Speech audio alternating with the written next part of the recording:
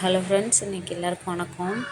இன்றைக்கி கீரை கூட்டு எப்படி பண்ணலாம் அப்படின்னு சொல்லி ஒரு வீடியோ போடலாம் அப்படின்னு சொல்லி எடுத்திருக்கேன். நான் பண்ணது எப்படின்னு சொல்கிறேன், ட்ரை பண்ணி பாருங்கள், நல்லாயிருக்கும். கீரை, தக்காளி, வெங்காயம், பச்சை மிளகாய், ஒரு 10 பல் பூண்டு, சிறுபருப்பு, அப்புறம் கொஞ்சமாக ஒரு பிடி கடலைப்பருப்பு கொஞ்சம் எடுத்துக்கிட்டேன். சரிங்களா, ஒரு பிடி போதும். இது காட்டுறதுக்காக கம்மியாக எடுத்துகிட்டேன். அதுக்கப்புறம் ஒரு பிடி எடுத்து போட்டிருக்கேன்.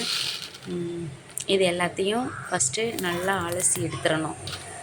கீரையும் அலசி எடுத்துக்கிட்டேன். இப்போ பருப்பை ஊற வச்சிடலாம். ஒரு தாளிக்கிற வரைக்கும் ஊறிட்டுருக்கட்டும். அது வரைக்கும் ஊறட்டும் அப்படின்னு சொல்லிட்டு ஊற வச்சிட்டேன். இப்போ பச்சை மிளகாய், பூண்டு, பெருங்காயம், கீரை எல்லாத்தையும் உரிச்சிட்டு கட் பண்ணி வச்சுருக்கேன். கட் பண்ணதை இப்போ என்ன பண்ணலாம் அப்படின்னா தாளிக்கலாம். தாளிப்பு எப்படின்னு சொல்கிறேன்.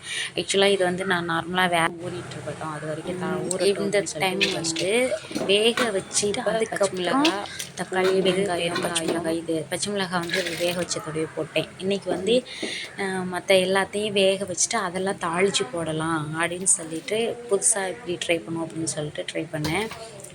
இது ஒரு விதமான டேஸ்ட் நல்லா இருந்துச்சு. ஆனால் கீரை கூட்டு பொறுத்த வரைக்கும் சிறுபருப்பு போட்டு நம்ம என்ன டேஸ்ட்டில் செஞ்சாலுமே அந்த டேஸ்ட் நல்லாயிருக்கும்.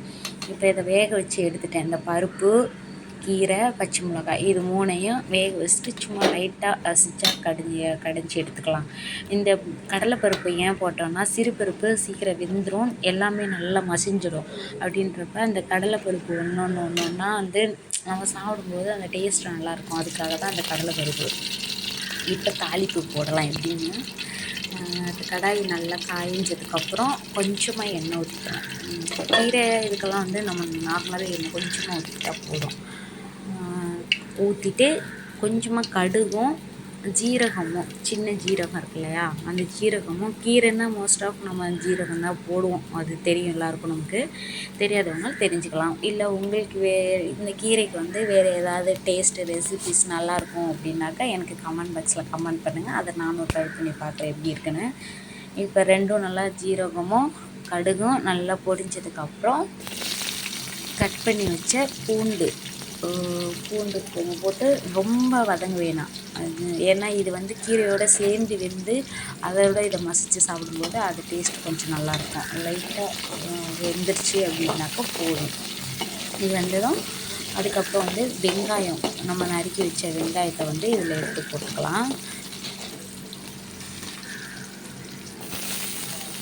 வெங்காயம் நல்லா வதங்கிட்டோம். ரொம்ப வதங்க வேணாம் வெங்காயமும். இதில் வெங்காயம், தக்காளி இதெல்லாம் நம்ம கீரையோட ரொம்பலாம் இது தாளிக்கிற கூடவே சேர்ந்து இது ரொம்ப வேக வேணாமா கடைஞ்சி கீரையை தொட்டிட்டு அது கூடவே இதை நல்லா வேக வச்சு